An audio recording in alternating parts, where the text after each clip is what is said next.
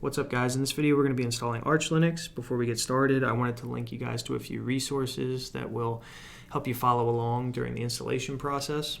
The first one's going to be my blog where we have every single command that I run throughout the entire process in the video.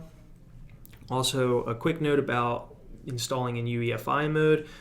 We're going to be installing in UEFI mode, and you should be installing in UEFI mode going forward, really any operating system. I linked to an article about the differences between BIOS and UEFI. Just make sure that you have UEFI and not UEFI Legacy or something like that checked in your BIOS. So, the Archwiki. The Archwiki is something you should get very familiar with very fast if you're installing Arch Linux. Something particular that we want to check out is the installation guide. The installation guide is going to have basically a lot of the same commands as my blog does, but it's a little more comprehensive in some ways, and in some ways I think it can be a little more confusing for someone who's installing Arch Linux for the first time. So what I recommend you do is follow through with this as well and see some of the differences and look at how they're doing it versus, or look how they explain it versus how I explain it. Also, I recommend you click on the download button here at the top to link to all of these different mirrors to get the ISO from. So this is where you'll actually get the Arch Linux ISO. If you live in Australia, you can click on the first link here and then just make sure you click on the ISO and download it. After you get the ISO, you'll need a tool to write it to the drive. A lot of people use Etcher for this, and I recommend it. It's very easy. You can install it for Linux, Mac OS, or Windows. Essentially, all you'll have to do is give it the ISO, give it the drive, and flash, and you're done. So I'll show a real quick version of that. So just give it the ISO right here, give it the drive, and just click flash. I've already flashed one, so I won't click it, but that's all you'll have to do.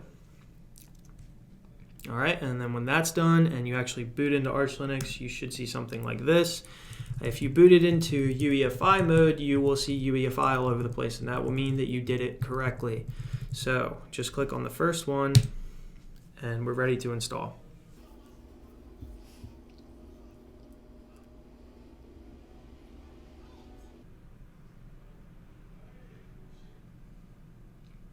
Alright, so the first thing we'll do once we're in here is make sure that we're definitely in UEFI mode. So we will list out sys firmware EFI vars. And if you have output, then you did it right.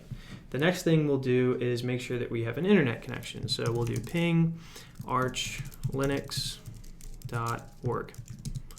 And if you're getting bytes back, that means that you have internet. If you don't have internet, then what we can do is we can set it up depending on what kind of interface you have. So you'll type IP link to find out your interface. For me, it's ENP1S0. You could ignore any loop or loopback stuff throughout this entire installation. It's not relevant. So for me, it's ENP1S0. For you, it might be something different. On my blog, you can see that I wrote IP link dev or set dev, and then the interface name. So for me, it's ENP1S0, and I set it up. For you, it might be something different. And after that, you'll just run dhcpcd,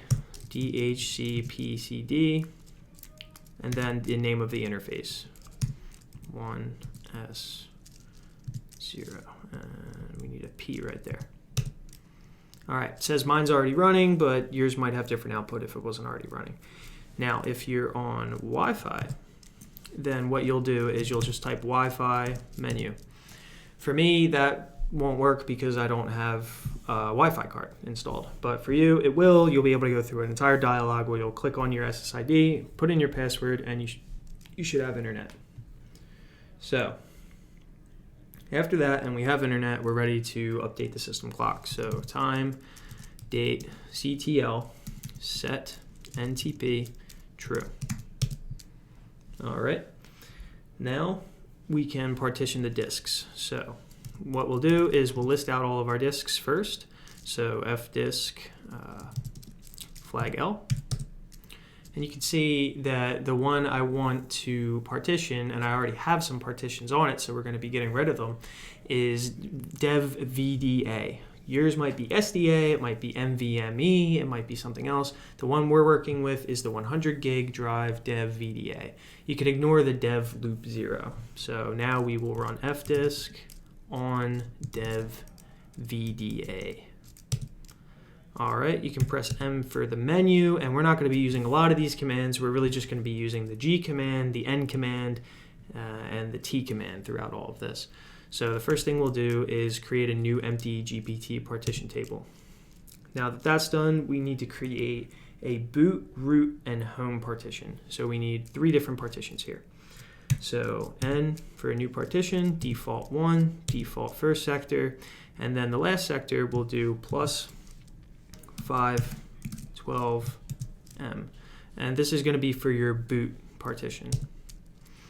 So it says it already has a signature. What we'll do is we'll overwrite it. And then we're ready to give it a type. So it says that it's a Linux file system. So if we press T, we want to list out all the types for it. And we want it to be an EFI system. So what we'll do, you can see it's number 1 at the top. So we can just put a 1 in. So now instead of Linux file system, it's an EFI system. Now we're ready to create our next one, default 2, default beginning. Now the next thing we're going to do is make sure that we add 20 gigs of space for this, as well as a little bit of extra space for a swap file. The swap file will calculate by taking how much RAM you have and adding that to the square root of how much RAM you have. I have 4 gigs of RAM, so I'll add that to the square root of 4, which is 2, which will give me 6, and then I'll do 20 plus 6, and I'll allocate 26 gigs to the root file system. The root file system is essentially where all of your packages will be installed and all that kind of stuff. 26 gigs is, well, really 20 gigs is more than enough typically. All right, and we'll overwrite this. Be removed by the command. We'll give it a type, the type that we want. So we have to choose the partition number first. Default's to 2. The type that we want is Linux root for this. So we want 24, Linux root x86-64. So we'll quit out of that, pressing Q, and then we'll type 24. All right, last partition. So default 3. We'll start at the first sector, and we wanted this to be as big as possible. We want it to take up the rest of the drive because this is going to be our home directory. And this is where most things are going to go, like all of your documents, pictures, and all that kind of good stuff. So we'll say yes, and then we will change its type again, and default 3. We'll list all the types again, and for this we want home. We can see the Linux home is 28, so Q out of this, and then 28. So now we have all of our partitions set up, and we can press W and write. Now after that, all we have to do is format the partitions. So to format a partition, we have to mkfs dot, for the boot partition, we need it to be vfat. So vfat, and our boot partition is our first partition. So dev VDA 1. The next one will be ext4. And that will be for both the root file system and the home directory, or in the home partition.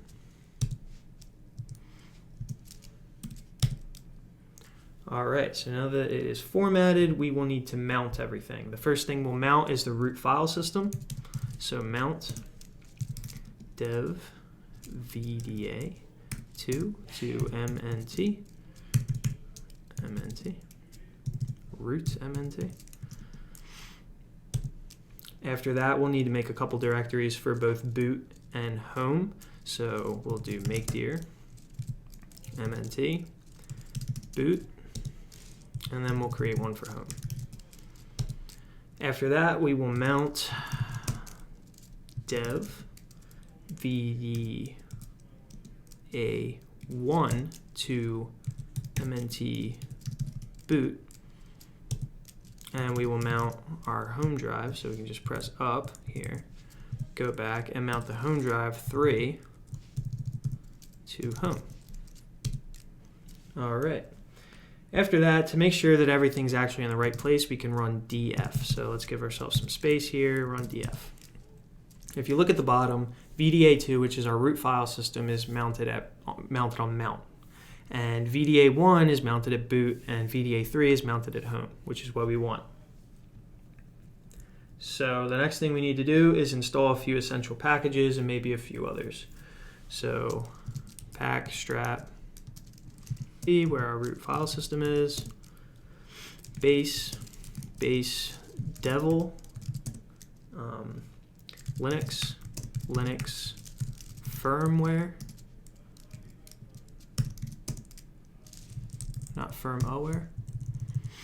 And we'll need a text editor, something like Vim. You can install Nano if you're more comfortable with Nano. And then maybe something like DHCPCD, or I think it's, yeah, DHCPCD. All right, and this will take a minute.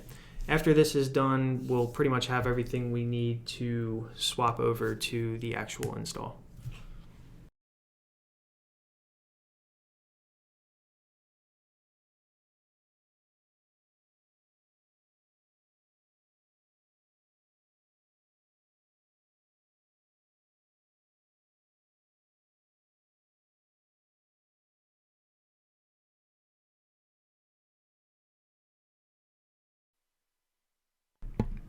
All right, so now that everything's finished installing, we're ready to generate an FSTab file.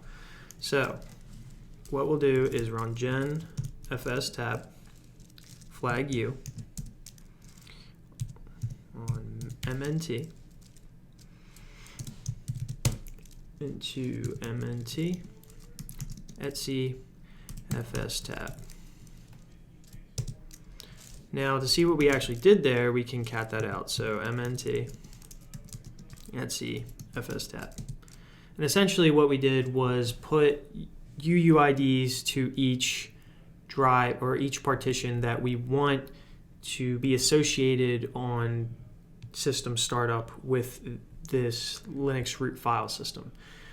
So you can see that we have VDA1, VDA3, and VDA2 all there. We can also see that VDA1 is on boot, that VDA2 is on root, and that VDA3 is on home. Now that we're done with that, we're ready to change root into our new system. So archroot into mount. All right, so now that we're in our new system, we can start finishing up the installation process here. The first thing we'll do is create a swap file. So remember that +6 gigs that I gave to the root file system earlier. We'll do fallocate and flag L 6 GB, and we'll call it swap file. Then it needs to have specific permissions, so chmod 600 swap file. We will mk swap,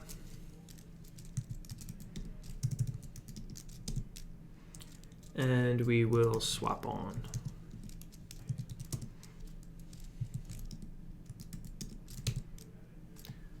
All right, so now that that's done, we can add that to the FSTab that we generated earlier.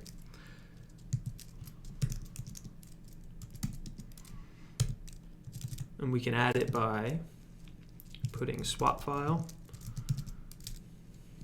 none swap default 0 0.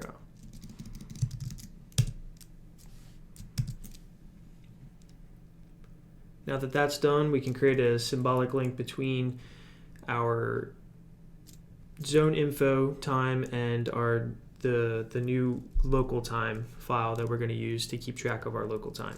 So ln_sf user share zone info, and you can start pressing tab to see all the options here. So I'm in America, so I'll put America, and the closest city to me is New York.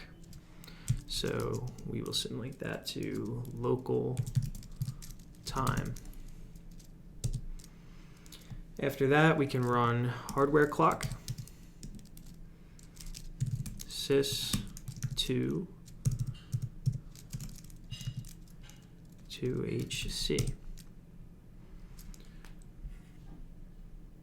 Next, we'll need to uncomment our localization variables in locale.gen. So we'll open up etc locale.gen. And I'm looking for these ones here. So let's search for those, en_us. And here it is. So we'll uncomment that and save this file. After that, we can run locale gen. Next, we'll need to create a locale.conf. So let's open etc locale.conf. And we'll need to enter our locale in here. So for me, it will be lang equals en_us dot utf dash 8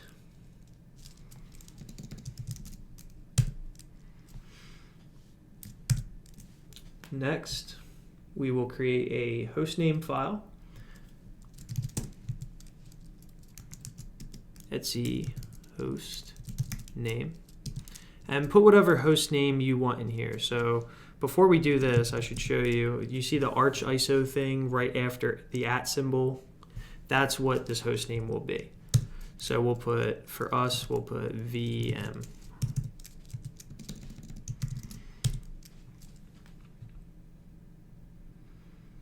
But you can make it anything you want.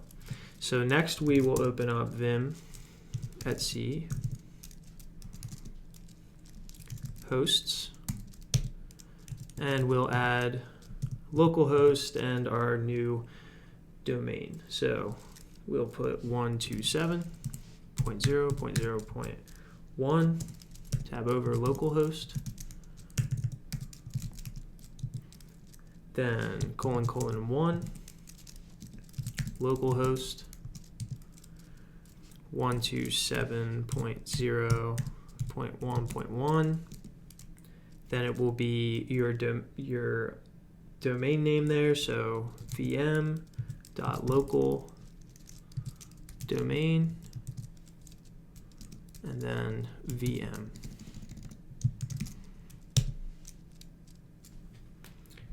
Next, we will change the password for root. I'll just put 1234. Okay. At this point, you might want to install some additional packages or something like that. You can see some that I actually installed on my blog, but we'll skip that for now because we don't need any of those right now. And we're ready to install the bootloader. So for our bootloader, we're going to be using grub. So pacman flag S for install. Well, the S stands for synchronize, but this is a way to install in Arch Linux. Grub EFI boot manager and OS prober.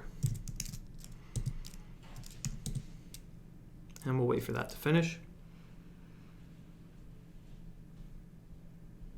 Now we just need to grub install target equals x86 _64 dash EFI.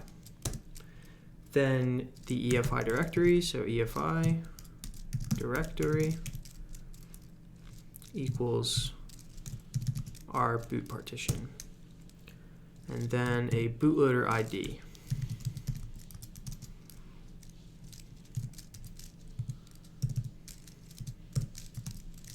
And we'll set that equal to grub. All right, you should see installation finished, no error reported. Next, we will generate our config. So grub mk config flag o boot grub and it's going to be called grub.cfg.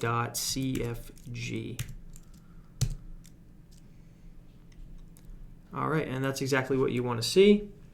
After this, we are done. You can exit and reboot. So exit, umount flag A, and that's okay, and we're ready to reboot.